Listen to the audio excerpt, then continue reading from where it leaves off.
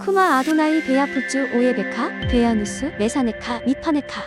여호와여 일어나사 주의 대적들을 흩으시고 주를 미워하는 자가 주 앞에서 도망하게 하소서. 샬롬 생각하는 성경 홀리아미입니다. 오늘의 말씀은 야곱의 길을 따라가는 요셉의 죽음에 대한 말씀입니다. 요셉은 애굽에서 110세를 살면서 자신이 죽을 때에 야곱이 유언했던 것과 동일한 유언을 합니다.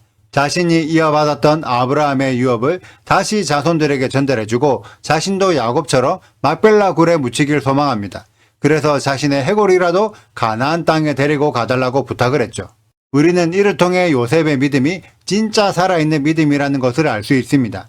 단순히 아브라함의 유업을 이어받았다 그리고 하나님을 믿었다의 믿음이 아니라 아브라함의 언약이 실제로 이루어질 사건들이며 그 언약을 반드시 이루실 분이 언약에 신실하신 하나님 여호와라는 것입니다.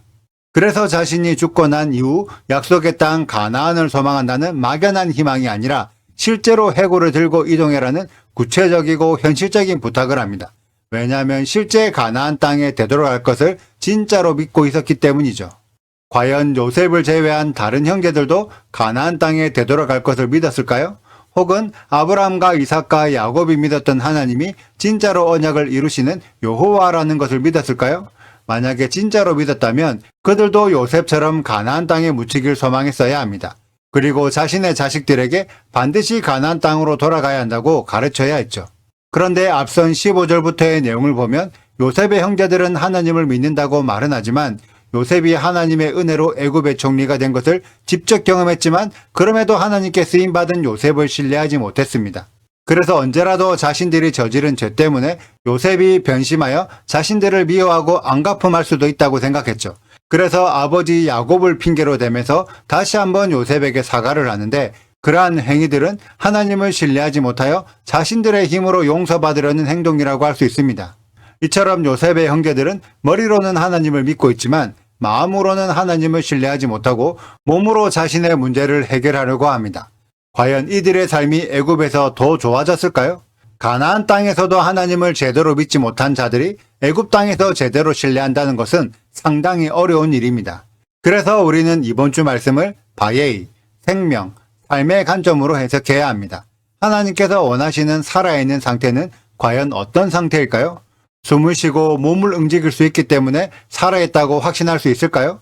육체가 살아있어도 하나님께 반응하지 못하면 하나님에 대하여는 죽은 것입니다. 반대로 육체는 죽었지만 죽어서도 하나님께 반응한다면 그 사람의 삶은 살아있는 것입니다.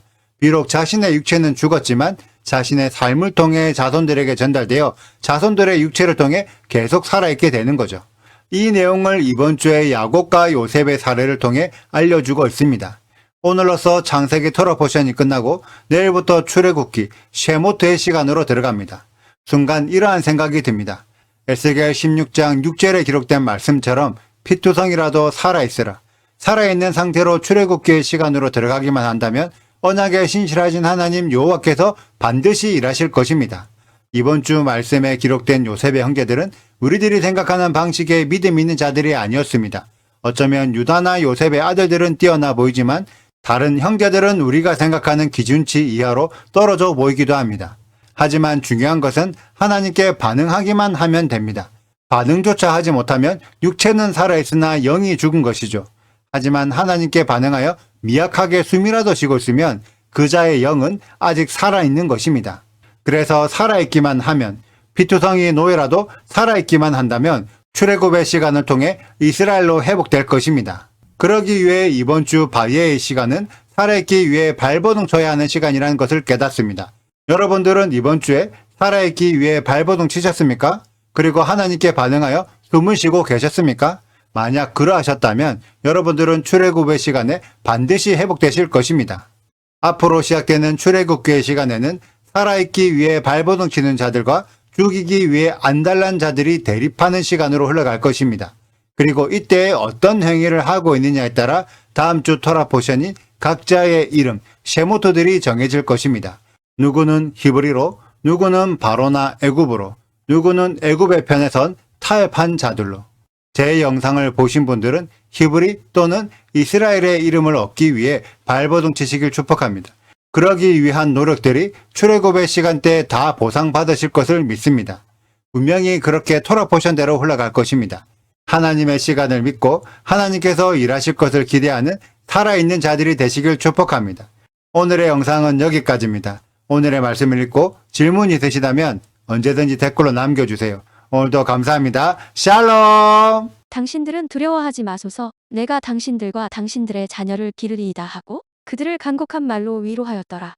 요셉이 그의 아버지의 가족과 함께 애굽에 거주하여 110세를 살며 에브라임의 자손 3대를 보았으며 므낫세의 아들 마길의 아들들도 요셉의 스라에서 양육되었더라. 요셉이 그의 형제들에게 이르되 나는 죽을 것이나 하나님이 당신들을 돌보시고 당신들을 이 땅에서 인도하여 내사 아브라함과 이삭과 야곱에게 맹세하신 땅에 이르게 하시리라 하고 요셉이 또 이스라엘 자손에게 맹세시켜 이르기를 하나님이 반드시 당신들을 돌보시리니 당신들은 여기서 내 해골을 메고 올라가겠다 하라 하였더라. 요셉이 110세의 죽음에 그들이 그의 몸에 향재료를 넣고 애굽에서 입관하였더라. 구독과 좋아요를 눌러주세요. 그리고 알림 설정도 해주시고요. 사랑과 관심 부탁드려요. 슈바 아도나이 리베보트 할레페 이스라엘 여호와여 이스라엘 천만인에게로 돌아오소서.